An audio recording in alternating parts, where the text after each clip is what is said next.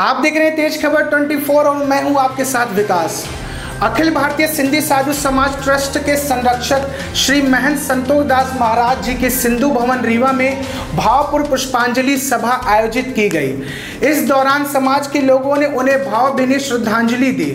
इंदौर के परम पूज्य राष्ट्रीय संत अखिल भारतीय सिंधी साधु समाज ट्रस्ट के संरक्षक एवं श्री मोहन धाम मंदिर के गद्दी नशीन महंत श्री स्वामी संतोष दास महाराज का 7 जून रविवार को निधन हो गया था। रीवा में सिंधु भवन में पूज्य संत समाज रीवा, ब्राह्मण समाज रीवा, पूज्य सिंधी सेंट्रल पंचायत की तरफ से पुष्पांजलि सभा का आयोजन किया गया। इस दौरान समाज के लोगों ने अपने विचार व्यक्त करते हुए कहा कि ब्रह्मलीन स्वामी संतोष दास महाराज जी के ही प्रयासों से 1980 से अखिल भारतीय सिंधी साधु समाज का निर्माण हुआ, जो समस्त भारतवर्ष में आज भी सनातन धर्म सेवा कार्य कर रही है, जिसमें मुख्य रूप से सनातन ग्रंथों का देवनागरी भाषा में अनुवाद करते हुए भव्य रथ यात्रा के माध्यम से पूरे भारतवर्ष में सनातन ग्रंथों का प्रचार प्रसार करके ग्रंथों को सभी धार्मिक स्थलों पर स्थापित भी किया गया। स्वामी जी के सानिध्य में लगभग 30 साधु सम्मेलन और लगभग 160 अखिल भारतीय संत समाज भारतीय संयंत्र के बैठक कराई। स्वामी जी ने अपने पूरे जीवन काल में समाज के उत्थान के लिए अनेक तरह के शुभ कार्यों का योगदान रहा। स्वामी जी ने कोरोना महामारी के चलते अनेकों सेवा कार्य किए।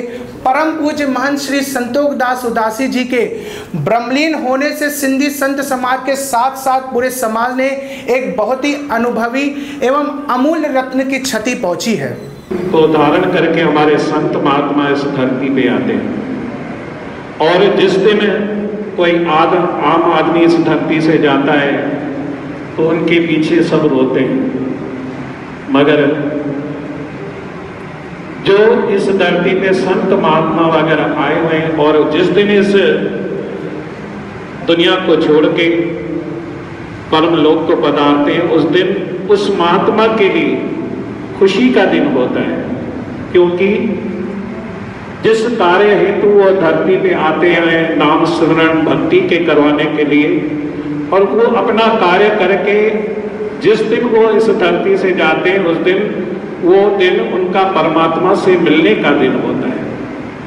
वो खुशी खुशी परमात्मा से मिलने के लिए उस दिन जाते हैं। तो इसीलिए कहा गया है कि जब तुम जग में आते हो तो रोते हो और जग हंसता है, और ऐसी करनी कर चलो तुम हंसो जग रोए।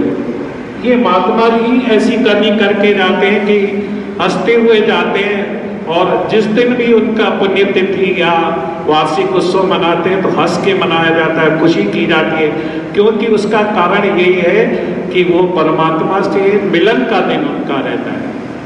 तो ऐसे हमारे बीच में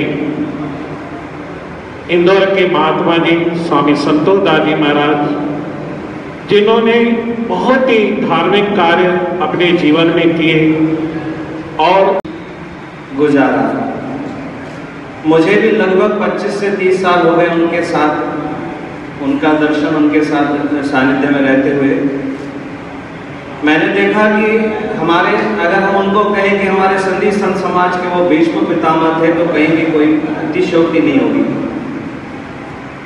कर्मयोगी थे, और जब आज उन्होंने अपने लीला समाप्त कर परमात्मा के चरणों में गए हैं, उस अवस्था तक उन्होंने कभी भी कर्म से पीछे कहीं भी हटने की कोशिश नहीं की।